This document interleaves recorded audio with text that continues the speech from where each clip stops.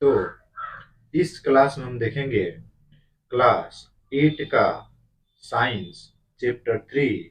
और चैप्टर 3 में दिया गया है फसल उत्पादन एवं प्रबंधन। इस चैप्टर का जो नाम है, 3 चैप्टर का जो नाम है, उस चैप्टर का नाम है फसल उत्पादन एवं प्रबंधन। और इसमें हम लोग अभ्यास प्रश्न को सॉल्व करेंगे और देखेंगे कौन कौन से प्रश्न है 3 नंबर में। तो पहला जो प्रश्न बोला गया है, सही विकल्प चुनिए। ठीक है, और इसमें आपको कुछ क्वेश्चन दी गई है। और पहला पूछा गया है इसमें का, धान की फसल है क्या? रबी फसल है, खरीफ फसल है, जायद फसल है, या फिर ए और बी दोनों है? तो इसमें जो है ना, जो धान की फसल है वो है खरीफ फसल। तो खरीफ पे हम लोग टिक आउट कर देंगे। ठीक है, अगला देखिए, 2 नंबर दिया गया है कि चना की फसल है। कौन सी फसल है? खरीफ फसल है कि रबी फसल है कि जायद फसल है कि इनमें से कोई नहीं? तो चना की जो फसलें हैं वो आपकी रबी फसल है। ठीक है, तो रबी पे हम लोग कर देंगे टिक। अगला देखिए, अगला क्वेश्चन जो है वो बोल रहा है 3 नंबर, उर्वरक है। उर्वरक है, तो इसमें ऑप्शन दिया गया है कार्बनिक पदार्थ है, अकार्बनिक लवण है, या फिर ए एवं बी दोनों, या फिर इनमें से कोई नहीं। तो इसमें जो है ना, उर्वरक जो है वो आपका वो है अकार्बनिक लवण। ठीक है, तो ये अकार्बनिक लवण हो जाएगा ऑप्शन। उसी तरह से आगे वाला दिया गया है 4 नंबर, खरपतवार हटाने को कहते हैं। तो खरपतवार हटाने की जो प्रक्रिया होती है उसको क्या कहते हैं? ऑप्शन देखिए क्या क्या दिया गया है, जुताई, निराई, कटाई, सिंचाई। तो खरपतवार हटाने की प्रक्रिया को हम कहते हैं निराई। तो निराई पे हम लोग ऑप्शन पे कर देंगे ठीक। ठीक है, अगला देखिए, अनाज का भंडार किया जाता है। तो अनाज का भंडार किया जाता है, इसमें ऑप्शन क्या क्या दिया है 5 नंबर में? तो देखिए बोला गया है, पहला जूट के बोरों में, धातु के पात्रों में, कोठियों में, एफसीआई गोदामों में, या फिर उपयुक्त सभी में। तो यहाँ पे जो है ना, इस 5 नंबर का जो आंसर होगा वो होगा उपयुक्त सभी में। ठीक है, यानी कि इन सबों में अनाज का भंडार किया जा सकता है। ठीक है, चलिए, 2 नंबर क्वेश्चन दिया गया है, रिक्त स्थानों की पूर्ति कीजिए। 2 नंबर क्वेश्चन कह रहा है कि रिक्त स्थानों की पूर्ति कीजिए। और इसका पहला नंबर क्वेश्चन कह रहा है कि मिट्टी को उलटने की प्रक्रिया को डैश कहलाती है। यानी कि बोला गया, पहला नंबर क्वेश्चन कह रहा है कि मिट्टी को उलटने पलटने की प्रक्रिया डैश कहलाती है। तो मिट्टी की उलटने पलटने की प्रक्रिया क्या कहलाती है जी? तो वह कहलाती है जुताई। तो यहाँ भरेंगे जुताई कहलाती है। ठीक है, अगला देखिए 2 नंबर, कह रहा है कि खाद्य डैश पदार्थों का मिश्रण है। तो यहाँ पे जो है ना, खाद्य जो होता है वो कार्बनिक पदार्थ का मिश्रण होता है। तो यहाँ भरेंगे कार्बनिक। कार्बनिक, इसे भर लेंगे कार्बनिक। चलिए आगे बढ़ते हैं। अगला जो क्वेश्चन है वो दिया गया है, धान एवं गन्ना में डैश सिंचाई की जरूरत होती है। तो यहाँ पे हम लोग भरेंगे अधिक। अधिक सिंचाई की जरूरत होती है धान की खेती में और गन्ने की खेती में, जिसको हम लोग पानी देने का प्रक्रिया कहते हैं। ठीक है, यानी कि पानी जो होता है वो अधिक देना पड़ता है धान की खेती में और गन्ने की खेती में। तो यहाँ पे लिखेंगे अधिक सिंचाई की जरूरत होती है। अगला देखिए, केंचुआ को किसान का डैश कहा जाता है। यानी कि केंचुआ को किसान का मित्र कहा जाता है। तो यहाँ करेंगे मित्र कहा जाता है। ठीक है, अगला देखिए, बोला गया है, फलदार पौधों को पानी देने का सबसे अच्छा तरीका डैश तंत्र है। ठीक है, यानी कि बोला गया है कि फल जो पौधे देते हैं उनमें पानी देने की सबसे अच्छा तरीका क्या है? तो डैश यहाँ पे दिया गया, खाली स्थान दिया गया है, तो वहां पे हम लोग को भरना है। तो वह सबसे अच्छा जो तरीका है वो ड्रिप करना। क्या करना जी? तो ड्रिप तंत्र जो है ना, छिड़काव करने का जो प्रक्रिया है वो होती है। तो यहाँ पे ड्रिप हम लोग भर लेंगे। अगला देखिए क्या है, अगला दिया गया है 3 नंबर क्वेश्चन कि कॉलम ए में दिए गए शब्दों का मिलान कॉलम बी से कीजिए। ठीक है, तो चलिए हम लोग इसको मिलान करते हैं जी। तो मिलान करेंगे, पहला नंबर क्या दिया गया है? खरीफ फसल। दूसरा दिया है रबी फसल। तीसरा है रासायनिक उर्वरक। चौथा है कार्बनिक पदार्थ। और पांचवा है हार्वेस्टर। ठीक है, और इधर क्या दिया है देखिए, यूरिया एवं सुपर फॉस्फेट। ए नंबर। बी नंबर दिया है गोबर मूत्र एवं पादप अवशेष। और सी नंबर दिया है धान एवं मक्का। डी नंबर में दिया है कटाई का तंत्र, सॉरी, डी नंबर में दिया गया है कटाई का यंत्र, और ई नंबर में दिया गया है गेहूं चना मटर, ये दिया गया है। तो इसको हम लोग कैसे सॉल्व करेंगे, देखिए इसमें मिलान करना था, ठीक है, तो हम लोग ए वाले को मिला देंगे सी से, ठीक है, तो खरीफ फसल जो होती है वो धान एवं मक्का होती है, ठीक है। उसी तरह से 2 नंबर को हम लोग मिला देंगे ई से, तो 2 नंबर जो होगा वो ई होगा, रबी फसल हो जाएगा गेहूं चना मटर। उसी तरह से हम लोग 3 नंबर मिला देंगे ए से, ठीक है, क्योंकि देखिए रासायनिक उर्वरक जो है वो यूरिया एवं सुपर फॉस्फेट से बना होता है, ठीक है। अगला देखिए कार्बनिक पदार्थ, तो कार्बनिक पदार्थ जो होते हैं ना, इसको हम लोग ला करके मिला देंगे बी से। तो कार्बनिक पदार्थ क्यों बी से मिलाएंगे जी, देखिए गोबर मूत्र एवं पादप अवशेष है, ठीक है, इससे मिला देंगे। उसके बाद है हार्वेस्टर, ठीक है, तो हार्वेस्टर को ला करके मिला देंगे कटाई का यंत्र से, तो हार्वेस्टर को कटाई का यंत्र से ला करके मिला देंगे, इसलिए क्योंकि हार्वेस्टर से ही कटाई का यंत्र करते हैं, ठीक है, यानी कि जितने सारे काटने वाला जो यंत्र होता है उसको हम कहते हैं हार्वेस्टर, ठीक है। चलिए अब बढ़ते हैं चौथे नंबर क्वेश्चन पे। तो चौथे नंबर क्वेश्चन जो है उसमें चौथा नंबर का लगभग 6 क्वेश्चन दिया गया है, 5 या 6 शायद दिया गया है, तो चौथा नंबर को हम लोग बारी बारी से देखेंगे। और चौथा नंबर में बोला गया है कि निम्नलिखित प्रश्नों का उत्तर दीजिए, ठीक है। और चौथा का पहला नंबर क्वेश्चन है सिंचाई किसे कहते हैं, इसकी आवश्यकता क्यों होती है, ठीक है।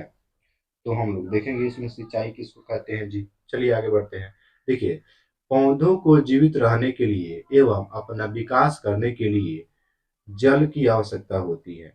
पौधे को जिन पोषक तत्वों की जरूरत होती है वे पानी में घुल करके जड़ों द्वारा पौधों के विभिन्न अंगों तक पहुंचते हैं।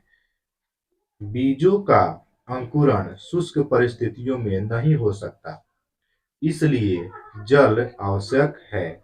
बीजों को बोने के बाद से लेकर उनके विकास के दौरान विभिन्न अंतरालों पर पौधों को पानी देना सिंचाई कहलाता है।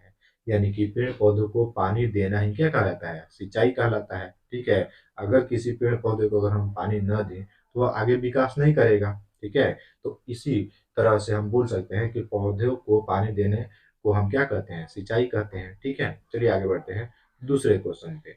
दूसरा दूसरा नंबर क्वेश्चन कह रहा है कि खाद एवं उर्वरक में क्या अंतर है, ठीक है।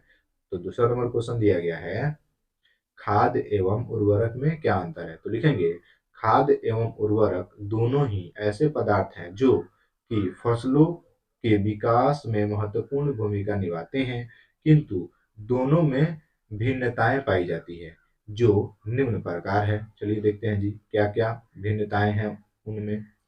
एक तरफ लिखेंगे उर्वरक, एक तरफ लिखेंगे खाद्य। तो उर्वरक जो होता है, देखिए उर्वरक प्राय कार्बनिक लवण है। उर्वरक क्या है जी, तो प्राय जो होता है हमेशा जो होता है वो अकार्बनिक जो होता है ना लवण होता है। तो यहाँ लिखा गया है 1 नंबर उर्वरक प्राय अकार्बनिक लवण है। खाद्य में पहला नंबर खाद एक प्राकृतिक पदार्थ है जो गोबर मानव अपशिष्ट एवं पौधे के अवशेष के विघटन से प्राप्त होता है। अब देखिए उर्वरक में दूसरा नंबर लिखेंगे उर्वरक का उत्पादन बड़ी फैक्ट्रियों में होता है जबकि खाद खेतों में बनाई जाती है। 2 नंबर इसमें भरेंगे। अगला देखिए 3 नंबर लिखेंगे उर्वरक में मिट्टी को हुमस प्राप्त नहीं होता है, यानी कि उर्वरक से, देखिए 3 नंबर में क्या लिखे हैं, उर्वरक से मिट्टी को हुमस प्राप्त नहीं होता है।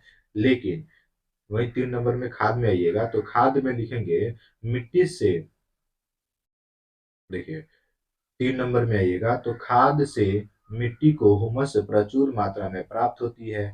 और उर्वरक में 4 नंबर में, उर्वरक में यदि 4 नंबर में आएंगे तो उर्वरक में पादप पोषण प्रचुर मात्रा में होता है।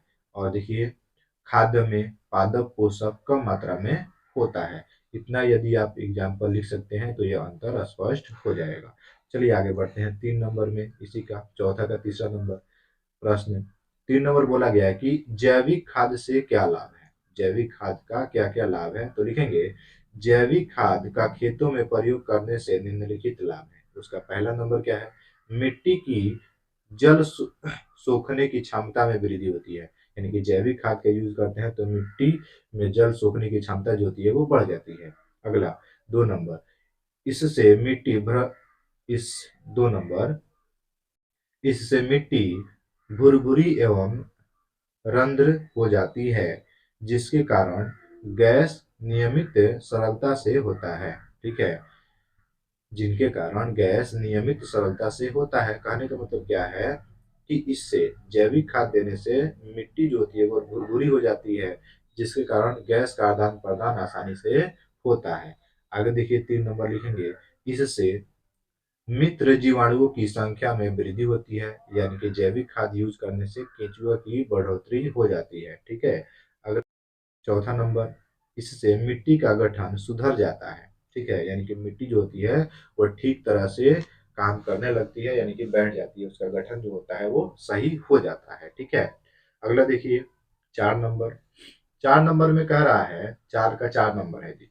4 नंबर में कह रहा है कि खरपतवार क्या है, हम उनका नियंत्रण कैसे करते हैं। ठीक है, या फिर किसान लोग कैसे करते हैं इसका नियंत्रण। देखिए लिखेंगे उत्तर में, खेतों में फसली पौधों के साथ साथ कुछ अनवांछनीय पौधे भी उग जाते हैं, जो कि मुख्य फसल के भोजन में अपना हिस्सा लेते हैं और फसलों को प्रभावित करते हैं। इन पौधों को ही खरपतवार कहते हैं। देखिए किसान अनेक तरीकों से खरपतवार हटाता है, जैसे जुताई करके पहले से मौजूद खरपतवार को सुखा देता है। इसके अलावा खरपतवार खुरपी या हाथ की सहायता से हटाया जा सकता है। रसायनों का प्रयोग करके भी खरपतवार को नियंत्रित किया जा सकता है, यानी कि खाद को दे करके भी खरपतवार को नियंत्रित किया जा सकता है। ठीक है, अब बढ़ते हैं हम लोग 5 नंबर क्वेश्चन पे। तो 5 नंबर प्रश्न दिया गया है, फसलों की उपज में सुधार हेतु महत्वपूर्ण सुझाव दीजिए। तो लिखेंगे, फसलों की उपज में सुधार हेतु कुछ महत्वपूर्ण सुझाव इस प्रकार हैं। पहला दिया गया है, आधुनिक पहला है अत्याधुनिक तरीकों का उपयोग करना, जैसे कि छिड़काव तंत्र एवं ड्रिप तंत्र, जो कि विभिन्न मिट्टी पर पानी डालने में मदद करते हैं। दूसरा है जैविक खादों का प्रयोग करना। तीसरा है निराई के द्वारा खरपतवार को नष्ट कर देना। और चौथा है समय समय पर सिंचाई करते रहना। और इन सभी के कारण फसल की उपज जो होती है वो अच्छी तरह से हो जाएगी, अगर इन बातों पे ध्यान दिया जाए तो। चलिए अब आगे बढ़ते हैं जी। अगला क्वेश्चन है 6 नंबर, केंचुए को किसान का मित्र क्यों कहा जाता है। ठीक है, या फिर 6 नंबर क्वेश्चन कह रहा है, 6 नंबर, केंचुए को किसान का मित्र कहा जाता है क्यों। क्या रीजन है कि केंचुए को किसान का मित्र कहा जाता है। तो लिखेंगे उत्तर में, केंचुए को किसानों का मित्र कहा जाता है क्योंकि यह मिट्टी को संरंध्र कर देती है, जिससे मिट्टी में हवा प्रवेश कर पाती है और ऑक्सीजन की उपस्थिति से मिट्टी बहुत अत्यधिक उपजाऊ हो जाती है। यानी कि केंचुआ क्या करता है, मिट्टी के अंदर छेद कर देता है, जिसके कारण से मिट्टी के अंदर जो है ऑक्सीजन आसानी तरीके से पहुंच जाती है और इसी के कारण जो फसल जो होती है वो अच्छी तरह से उपज हो जाती है और इसीलिए इसको किसानों का मित्र कहा जाता है। तो आज के लिए इतना ही, मिलते हैं अगले क्लास में, तब तक के लिए जय हिंद, वंदे मातरम।